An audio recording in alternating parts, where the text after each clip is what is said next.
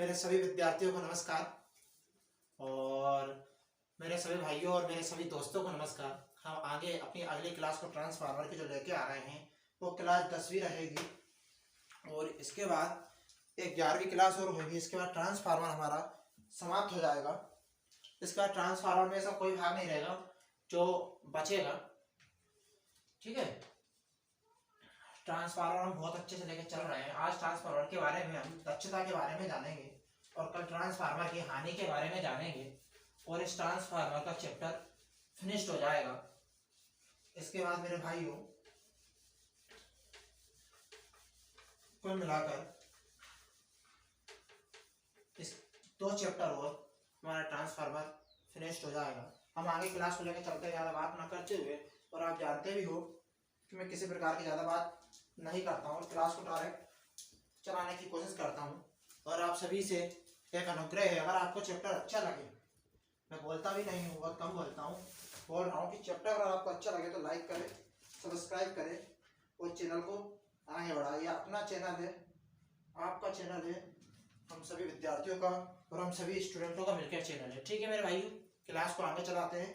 आज हम क्लास में जो पढ़ेंगे, प्रमुख 2 प्रकार के ट्रांसफार्मर के भाग और रह गए हैं, उनके बारे में जानने के बाद हम दक्षता के बारे में बात करेंगे।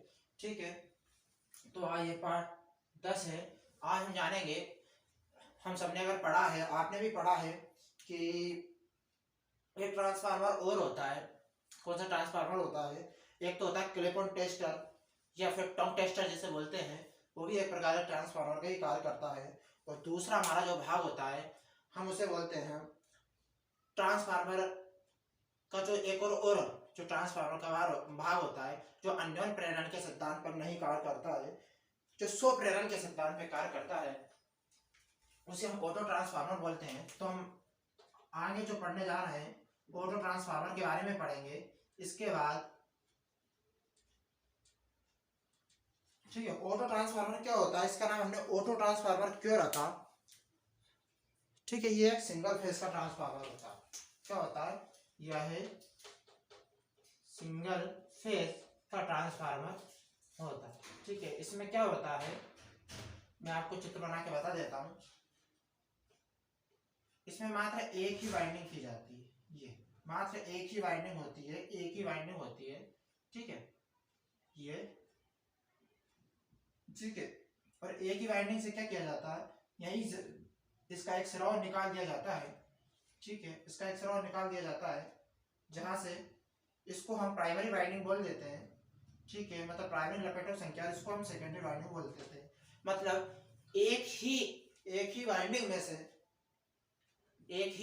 से हम एक तो प्राइमरी वाइंडिंग बना देते हैं और उसी वाइंडिंग में से हम एक सिरा निकाल के टेपिंग निकालकर सेकेंडरी वाइंडिंग बना देते हैं। इसको हम जानते हैं प्राइमरी वाइंडिंग को हम किससे जोड़ते हैं? स्रोत से जोड़ते हैं। ठीक है, इसके बाद हम सभी जानते हैं कि सेकेंडरी वाइंडिंग को किससे जोड़ते हैं? लोड से जोड़ते हैं। ठीक है, इतना आपको क्लियर हो गया। इसके बाद ऑटो ट्रांसफार्मर के बारे में जानकारी लेंगे। हम जानकारी क्या लेंगे कि जब मैंने बता दिया सिंगल फेज का ट्रांसफार्मर होता है, किस सिद्धांत पर कार्य करता है? स्व प्रेरण के सिद्धांत। ये अन्योन्य प्रेरण के सिद्धांत पे कार्य नहीं करता, ये पारस्परिक प्रेरण के सिद्धांत पे कार्य नहीं करता, ये अन्योन्य म्यूचुअल इंडक्शन के सिद्धांत पे भी कार्य नहीं करता, ये स्व प्रेरण सेल्फ इंडक्शन के सिद्धांत कार्य करता है। इसको ध्यान रखने वाली चीज है, यह है स्व प्रेरण, मतलब सेल्फ इंडक्टेंस के सिद्धांत पर कार्य करता है। किस सिद्धांत पर कार्य करता है? सेल्फ इंडक्टेंस, मतलब स्व प्रेरण के सिद्धांत पे ये कार्य करता है। ठीक है, ये और जो हमारे ट्रांसफार्मर के भाग थे वो म्यूचुअल इंडक्शन के सिद्धांत पर या फिर म्यूचुअल इंडक्शन के सिद्धांत पर या पारस्परिक सिद्धांत पे कार्य करते थे। लेकिन ये ऑटो ट्रांसफार्मर एक मात्र एक ऐसा ट्रांसफार्मर है जो स्व प्रेरण या सेल्फ इंडक्शन के सिद्धांत पर कार्य करता है। इसके बारे में आगे हम नई जानकारियां जो लेते हैं क्या होती है, इसके हम और आगे जो जानकारी लेते हैं तो इसकी जो वाइंडिंग होती है, अगर हम ये लिख लीजिए, अगर हम प्राइमरी वाइंडिंग में लपेटों की संख्या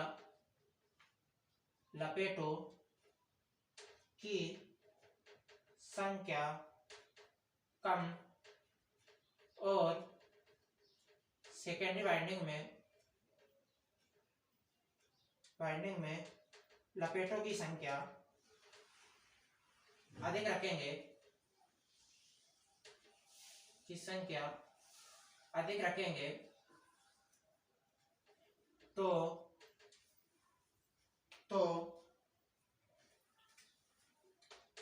यह स्टेप अप ट्रांसफार्मर की तरह कार्य करेगा। समझ में आया? क्या समझ में आया कि जब हम ये जो हमारी वाइंडिंग है इसमें अगर हम इधर टर्न लपेटों की संख्या कम रखते हैं और अगर यहीं से हम अगर एक टेप निकाल दें और सेकेंडरी वाइंडिंग में लपेटों की संख्या अधिक रखते हैं तो ये स्टेप अप ट्रांसफार्मर की तरह कार्य करेगा। ठीक है, और इसी प्रकार अगर हम प्राइमरी वाइंडिंग में लपेटों की संख्या अधिक कर दें और सेकेंडरी वाइंडिंग में लपेटों की संख्या कम कर दें तो स्टेप डाउन ट्रांसफार्मर की तरह कार्य करेगा। तो आप ये लिख लीजिए यहीं पर क्या होता है, सेम टू सेम यही है और यह है स्टेप डाउन ट्रांसफार्मर की तरह कार्य करेगा। समझ में आया मैंने क्या बोला? मैंने ये बोला कि अगर प्राइमरी वाइंडिंग में, किसमें,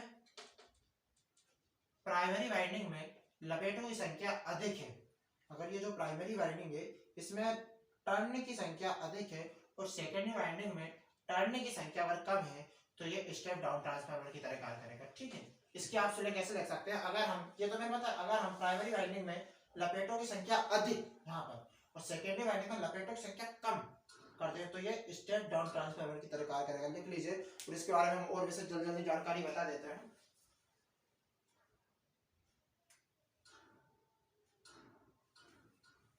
ठीक है, आगे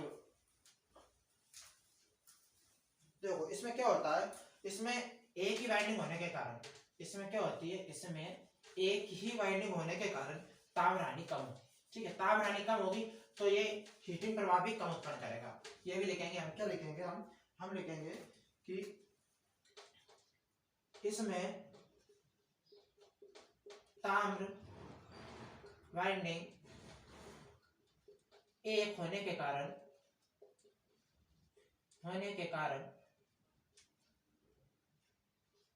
ताम्र हानि कम होगी।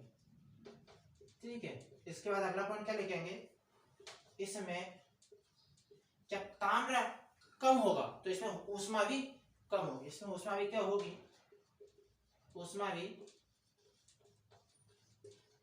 कम होगी, हीटिंग प्रभाव भी इसमें कम होगा। कौन सा प्रभाव कम होगा इसमें?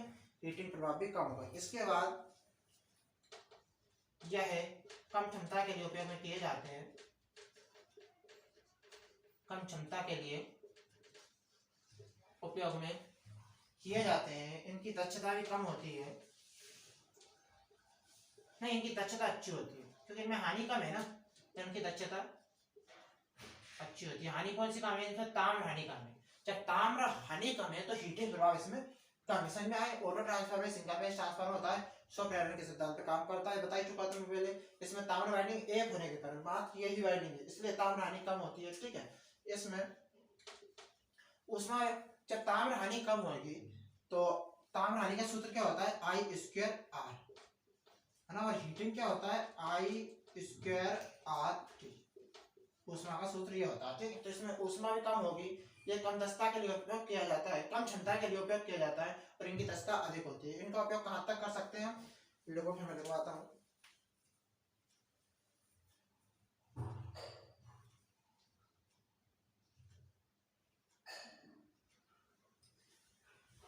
इधर इधर लिखवा देता हूँ। ठीक है, क्या करें, आपको पता होगा कि एमपी में आरक्षण की सीमा बढ़ चुकी है क्योंकि जनरल वाले रोटी नहीं खाते, सब्जी नहीं खाते, वो तो हवा पानी से जी रहे हैं, उनको क्या चीज की जरूरत है? सब दे दो और लोगों को, क्योंकि वही सब कुछ है, हम तो कुछ है ही नहीं। ठीक है, ऑटो ट्रांसफार्मर के बाद हम आते हैं, ये किस घरेलू कार्यों में उपयोग किया जाता है? घरेलू कार्य में, जैसे कि मोटर की गति नियंत्रण में, मोटर की गति नियंत्रण में, एक मोटर की गति नियंत्रण हो गया, दूसरा स्टेबलाइजर में,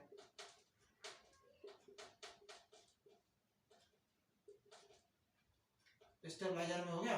बूस्टर में सबसे ज्यादा अगर पूछा जाए कि बूस्टर के रूप में किस ट्रांसफार्मर का उपयोग किया जाता है, तो ऑटो ट्रांसफार्मर का ही बूस्टर के रूप में हम उपयोग करते हैं। ठीक है, ये ऑटो ट्रांसफार्मर हमारा फिनिश्ड हुआ। अब हम आगे बढ़ेंगे, इसको उतार लीजिए। आगे हम जानेंगे जो मैंने बताया था आपको टोंग टेस्टर के बारे में, मतलब क्लिप ऑन टेस्टर के बारे में। ठीक है, किसके बारे में जानेंगे हम? टोंग टेस्टर या क्लिप ऑन टेस्टर के बारे में। ठीक है, इसके बाद में इसकी दक्षता खत्म करेंगे। ठीक है, किसके बारे में जानेंगे हम? टोंग टेस्टर। टोंग टेस्टर का चित्र देखा किसी ने? मैं बनाता हूँ। देखो टोंग टेस्टर का चित्र कैसा होता है।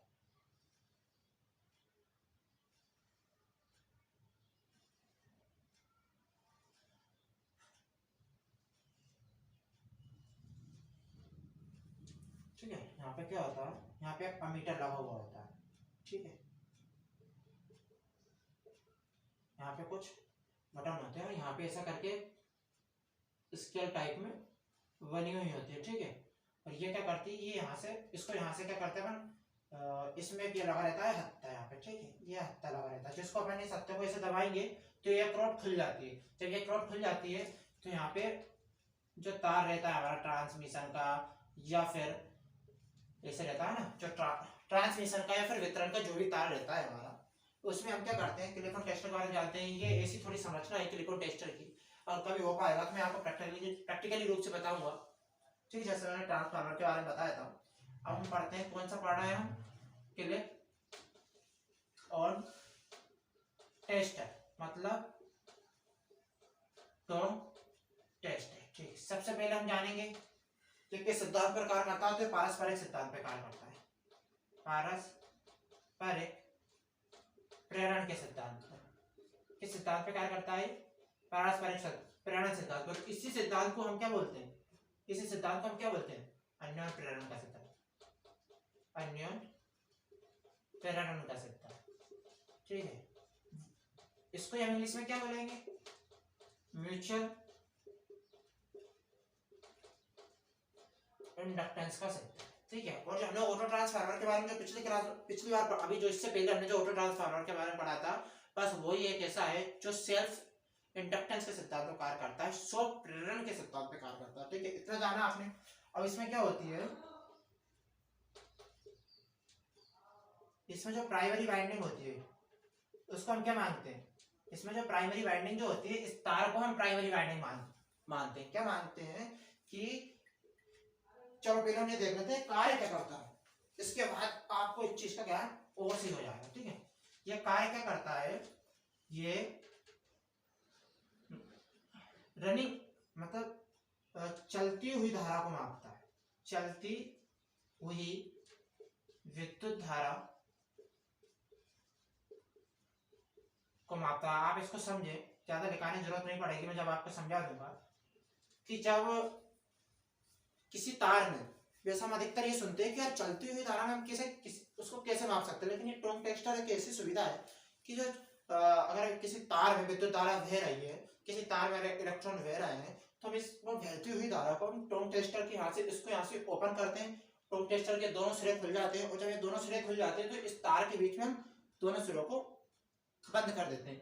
तो ये जो तार होता है जो मतलब चलती हुई विद्युत धारा को मापता है। ठीक है, तो ये तार क्या कहलाता है? Primary winding. तो प्राइमरी वाइंडिंग ऐसे बोलते हैं। और जो ये इसकी ये होती है, इसको सेकेंडरी वाइंडिंग मानते हैं। क्या मानते हैं? तार को प्राइमरी वाइंडिंग, और जो ये क्लिप होता है इसको सेकेंडरी वाइंडिंग मानते हैं। ठीक है, तो क्या लिखेंगे हम? पूछ सकते हैं ऐसा क्वेश्चन, इसमें प्राइमरी बाइंडिंग को तार के रूप में मानते हैं, तार के रूप में मानते हैं। ठीक है, इसके बाद इसमें सेकेंडरी बाइंडिंग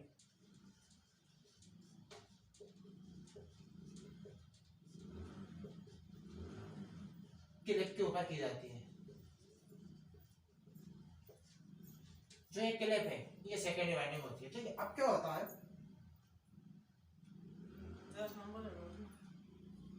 अब क्या होता है, स्टोरी इनकी सुनाओ, हम तो समझ लिए।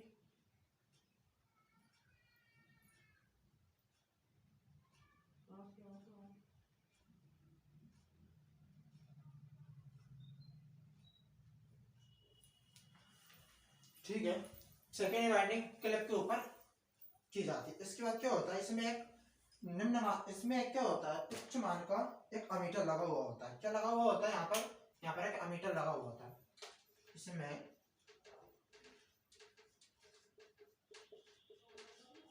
सीढ़ी क्रम में अमीटर लगा होता है। क्या लगा हुआ होता है, सीढ़ी क्रम में अमीटर लगा होता है जो चलती हुई विद्युत धारा के मान को माप लेता है। बस इतना ही काम है इसका। क्या काम है, एक बार और पढ़ लीजिए। क्लिप टेस्टर मतलब टोंग टेस्टर। ये मैंने बताया, ये प्राइम जो तार रहता है मतलब बहती हुई धारा, चलती हुई धारा में ये विद्युत धारा को मापने का काम करता है। इसका प्रमुख काम है कि हमेशा एसी पर कार्य करता है, एसी पर कार्य करता है, प्रेरण के सिद्धांत पर कार्य करता है। ठीक है, प्रेरण के सिद्धांत पर कार्य करता है। डीसी पर ये वर्क नहीं करता, डीसी पर वर्क नहीं करता। क्यों नहीं करता है, मैंने आपको पहले बताया था, ट्रांसफार्मर भी डीसी वर्क नहीं करता। ठीक है, इसलिए डीसी पे वर्क नहीं करता। पारस्परिक प्रेरण सिद्धांत, अन्य प्रेरण सिद्धांत, ठीक है, म्यूचुअल इंडक्टेंस के सिद्धांत पे कार्य करता है। ये क्लिप टेस्टर बहुत अच्छी सुविधा है कि हम चलती हुई विद्युत धारा के मान को हम इस पर माप सकते हैं। ठीक है, इतना आप उतार लीजिए, इनसे बाहर कोई क्वेश्चन नहीं है। ठीक है, अमीटर इसमें लगा हुआ होता है, सीढ़ी क्रम में अमीटर लगा हुआ होता है, ये जरूर जान के रखें। ठीक है,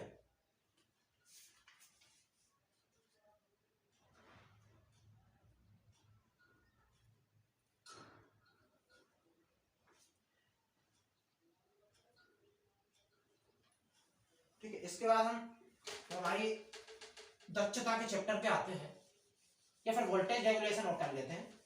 क्या करें, बहुत बड़ा चैप्टर है, जितना करा उतना ही लगता है कि ये छोड़ दिया। मैं चाहता हूँ कि हमारे विद्यार्थियों को जो कॉम्पिटिशन एग्जाम की तैयारी कर रहे हैं या फिर जो आईटीआई कर रहे हैं, उनके लिए कुछ भी ना छूटे। इसलिए अब मैं ये नहीं, ये आपको ये पूरा का पूरा अगर आप देखेंगे तो पेड कोर्स में आपको मिलेगा, लेकिन यहाँ पे पूरी मैं आपको फ्री ऑफ कॉस्ट पूरे की पूरी जानकारी आपको दे रहा हूँ, एक नोट्स के रूप में दे रहा हूँ। आप अगर इसको नोट्स के रूप में बनाएंगे तो बहुत अच्छा आपका नोट्स बनेगा। ठीक है, अब हम एक वेरिएक के बारे में और जानकारी ले लेते हैं। वेरिएक भी एक प्रकार का, वेरिएक के बारे में क्या जानकारी लेते हैं, वेरिएक भी एक प्रकार का ट्रांसफार्मर ही होता है। इसमें क्या होता है, इसमें बस ये लिख लो, ये क्वेश्चन कभी कभी फंस जाता है ना। इसमें सेकेंडरी बाइंडिंग में 5 से 10 टेपिंग्स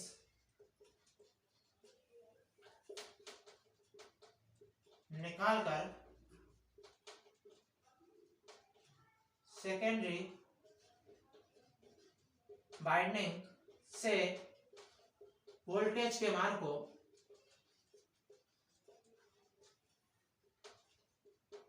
कम या ज्यादा किया कहता है। बस इतनी सी जानकारी है, ये क्वेश्चन फंस जाता है। मैंने पढ़ा है एक दो जगह इस क्वेश्चन को, इसलिए मैं आपको लिखवा रहा हूँ।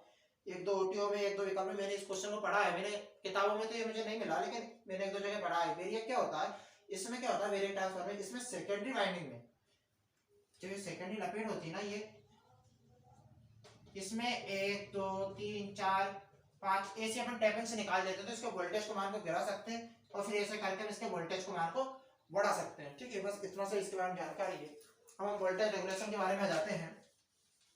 मैं चाहता हूं कि कम से कम समय में आपको ज्यादा से ज्यादा ज्ञान मिले। लेकिन भाइयों, आपको अगर ये क्लासें अच्छी लगे तो आप इनको पसंद जरूर करें, लाइक करें, सब्सक्राइब करें और चैप्टर को हम आगे बढ़ाते हैं। अभी तो बहुत टाइम है अपने पास, 20 मिनट हुए, 10 मिनट में हम वोल्टेज रेगुलेशन के बारे में भी पूरा ज्ञान देख लेंगे। ठीक है, वोल्टेज रेगुलेशन क्या होता है, देखो सबसे बड़ी बात, किसी ट्रांसफार्मर में वोल्टेज अगर किसी, क्या लिख देता हूं पहले में, वोल्टेज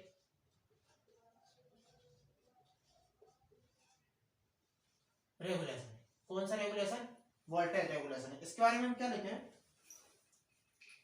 2 लाइन आप लिख लीजिए, जो बहुत कम आपको देखने को मिलेगी कि कोई भी टीचर आपको इन 2 लाइनों के बारे में भी बताएगा कि किसी भी ट्रांसफार्मर में, किसी भी ट्रांसफार्मर या मशीन में, किसमें, किसी भी ट्रांसफार्मर या मशीन में उच्च दक्षता के लिए, किसके लिए, उच्च दक्षता या आउटपुट के लिए हमें वोल्टेज रेगुलेशन कम से कम चाहिए होता है। ठीक है, समझ में आएगा, मतलब वोल्टेज रेगुलेशन जितना कम होगा हमारी दक्षता उतनी अच्छी होगी। कभी वोल्टेज रेगुलेशन अगर ज्यादा हो तो हमारे ट्रांसफार्मर या फिर हम जो भी मशीन को चला रहे हैं उसकी दक्षता हमको सही नहीं मिलेगी। ठीक है, इसके बाद एक लाइन लिख लीजिए कि आदर्श ट्रांसफार्मर या मशीन में, ये एक लाइन के क्वेश्चन बन जाते हैं भाइयों, इसलिए बोल रहा हूँ, वोल्टेज रेगुलेशन का मान शून्य होता है। क्या होता है, शून्य। समझ में आया आपको? किसी भी ट्रांसफार्मर मशीन में उच्च दक्षता आउट या फिर आउटपुट के लिए हमें वोल्टेज रेगुलेशन कम से कम चाहिए होता है। और उसके बाद किसी भी ट्रांसफार्मर या मशीन में जो आदर्श रूप से मानते हैं, जिनमें 100% दक्षता होती है, हम किसी भी चीज को अगर आदर्श मानते हैं ना तो उसमें दक्षता हमेशा 100% होती है। ठीक है, तो अगर दक्षता हमें 100% चाहिए तो उसमें वोल्टेज रेगुलेशन 0 चाहिए, और दक्षता अधिक से अधिक चाहिए तो वोल्टेज रेगुलेशन कम से कम होना चाहिए। ठीक है, अब वोल्टेज रेगुलेशन में क्या होता है, इसमें जो नियत रहता है वो विद्युत धारा रहती है। ट्रांसफार्मर में विद्युत धारा रहती है और मशीनों में गति नियत रहती है, मतलब दोनों ही रहती है मशीनों में। ठीक है, क्या रहती है, देखो इसमें क्या रहता है, इसमें जो नियत रहता है वो विद्युत धारा रहती है। ट्रांसफार्मर में जो नियत रहता है वो मुख्य रूप से विद्युत धारा रहती है, तो ट्रांसफार्मर में गति नहीं होती है। ठीक है, और जो मशीनें होती हैं जिनमें जो घूर्णन करते हैं गति होती है, उनमें विद्युत धारा गति दोनों नियत रहती है। अब बदलता क्या है इसमें बदलता क्या है, इसमें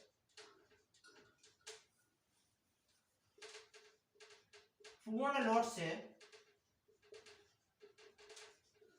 शून्य लोड तक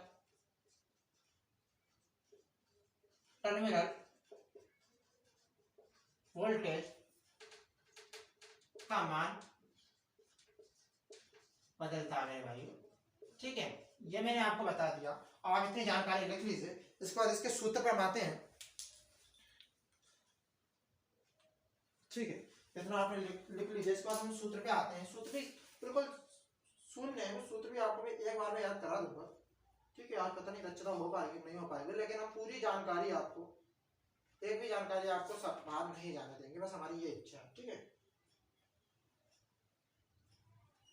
ठीक है, दस्ता के लिए हम नया दस्ता, मतलब एक चैप्टर ये बढ़ेगा, क्या करेंगे, जानकारी देना बहुत जरूरी था, इनमें से भी क्वेश्चन फंसते हैं। ठीक है, जल्दी जल्दी हम खत्म कर रहे हैं चैप्टर को। पर मेरे आईटीआई वाले विद्यार्थी हो जो आईटीआई इंस्ट्रक्टर की तैयारी कर रहे हैं, जो मध्य प्रदेश में आने वाले समय में आईटीआई कॉलेजों में ऑफिसर बनना चाहते हैं, पढ़ना चाहते हैं, पढ़ाना चाहते हैं, अपने भी ज्ञान को आगे इम्प्रूव करना चाहते हैं, तो उनके लिए बेस्ट क्लास है। खासकर जो वो आईटीआई वाले विद्यार्थी जो कभी आईटीआई कॉलेज में गए नहीं और उनने आईटीआई कंप्लीट कर ली है, उन्हें इस चीज के बारे में जानकारी नहीं होती कि कौन से क्या, उन्हें अभी भी एसी डीसी के बारे में भी जानकारी नहीं है। मेरे ही कुछ मित्र हैं जिनको एसी तथा डीसी के बारे में जानकारी नहीं है। तो मेरे भाइयों, इनको क्लासों को रेगुलर लें और धीरे धीरे करके अपने ज्ञान को बढ़ाएं, इंप्रूव करें। अब क्या होता है, वोल्टेज रेगुलेशन का सूत्र देखते हैं ना। वोल्टेज रेगुलेशन का सूत्र मैं आपको बता देता हूँ, एक बात तो ध्यान रखना, वोल्टेज रेगुलेशन ऐसी लाइनें कौन लगवाता होगा आपको, बिल्कुल पॉइंट बाय पॉइंट हमेशा प्रतिशत में याद करते हैं। ठीक है, इसके बाद ठीक है, ये मात्रक हीन होता है। बताओ इसी लाइन में वोल्टेज रेगुलेशन का सूत्र, वोल्टेज रेगुलेशन परसेंटेज क्या होता है, नो लोड वोल्टेज से फुल लोड वोल्टेज तक अपॉन में हमेशा नो लोड वोल्टेज, ही ध्यान रखना 100%। या तो आपको एक सूत्र ये मिलेगा या फिर अगला सूत्र ये मिल सकता है आपको। क्या मिल सकता है? बी अकेला यहां दे दे, ठीक है, यहाँ बी जीरो दे दे, यहाँ मात्र बी दे दे और यहाँ पे बी जीरो दे दे इंटू 100। ये भी एक सूत्र बनता है, कभी कभी एग्जाम में ये भी आता है। बी जीरो मतलब नो लोड, यहाँ कुछ नहीं दे रहा मतलब फुल लोड, यहाँ जीरो दे रहा मतलब नो लोड। और ये क्या एक और सूत्र जो बनता है वो भी आप देख लीजिए, क्या बनता है? E माइनस वी, ठीक है, और E इंटू 100। ये तीन सूत्र जो है बहुत मेन है एक ही चीज। आप इसमें किसी प्रकार का कंफ्यूजन मत होइए, ये है एक ही चीज, लेकिन विद्यार्थियों को एग्जाम में कंफ्यूजन कराने के लिए मेरे भाइयों कि ये कैसे कंफ्यूजन हो, ऐसे क्वेश्चन को बना देते हैं। वैसे रियल तो no load minus full load अपन नो लोड इंटू 100, लेकिन कभी कभी ये सूत्र भी दे देते हैं कि ई मतलब नो लोड होता है, नो लोड पे पाने वाला वोल्टेज। ई मतलब क्या होता है? प्रेरित ईएमएफ जो होता है नो लोड का वोल्टेज होता है, और वी जो होता है टर्मिनल वोल्टेज होता है जो फुल लोड पे अपने मिलता है, टर्मिनल वोल्टेज, ठीक है, और अपॉन में नो लोड वोल्टेज इंटू 100%। या फिर इस पे जाए, अगर जीरो दे दें, वी जीरो, और यहाँ कुछ नहीं देते, ये लोड का वोल्टेज, ये नो लोड का वोल्टेज, ये नो लोड का वोल्टेज इंटू 100। इस चीज को आप जानकारी ले लीजिए। कितना टाइम बचा है, क्योंकि ड्यूटी भी जाना पड़ता है, 26 मिनट की क्लास हो चुकी है। तो मेरे भाइयों, अगर आपको क्लास अच्छी लगे, तो कृपया करके इनको शेयर करें। मैं आपको रेगुलर अच्छा ज्ञान और अच्छी चीजें देने की तैयारी करता हूँ कि आपको जितना हो उतना अच्छा ज्ञान मिले, ठीक है। और मेरे भाइयों, इस बार की जो CITS का एंट्रेंस एग्जाम होने वाला है उसके लिए आप सब तैयार रहें, क्योंकि CITS में अब धीरे धीरे करके लेवल बढ़ रहा है, और CITS करने वाले विद्यार्थी जो CITS करके निकलते हैं उनका लेवल और भी गिव अप हो जाता है। ITI वाले विद्यार्थी, उनकी टक्कर करवाना बहुत मुश्किल हो पाता है। इसलिए मेरे ITI वाले विद्यार्थियों से निवेदन है कि आप इन क्लासों को ले रेगुलर, और जहाँ भी आपको अच्छी क्लास लगे वहाँ से क्लास लें और अपने ज्ञान को बढ़ाएं, और धीरे धीरे करके, क्या बोलूँ मैं, ठीक है, लेकिन क्या करें, अपन थोड़ी खाना खाते हैं, अदर लोग खाते हैं, जनरल वालों को तो पूजा ही करनी है भाई साहब। अदर कास्ट जनरल में जो भी हैं देख लो, MP में तो 27% आरक्षण की मांग हो चुकी है और शायद पारित भी हो चुका है। 27% आरक्षण मतलब MP में 73% आरक्षण हो चुका है, 100 में से 23% पर लड़ना है। अब जनरल वाले आप देख लो कि आपको क्या करना है, ठीक है मेरे भाइयों।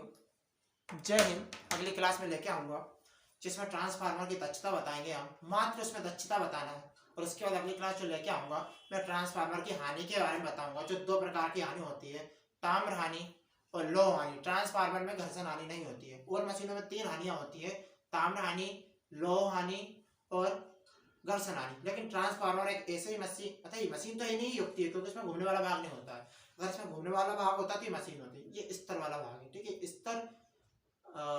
स्तर विद्युत भागवल के सिद्धांत कार्य करता है, ठीक है ना। हम आगे इसके बाद जो क्लास लेंगे उसमें उस चीज के बारे में ज्ञान बताएंगे, ठीक है मेरे भाइयों। जय हिंद, जय भारत।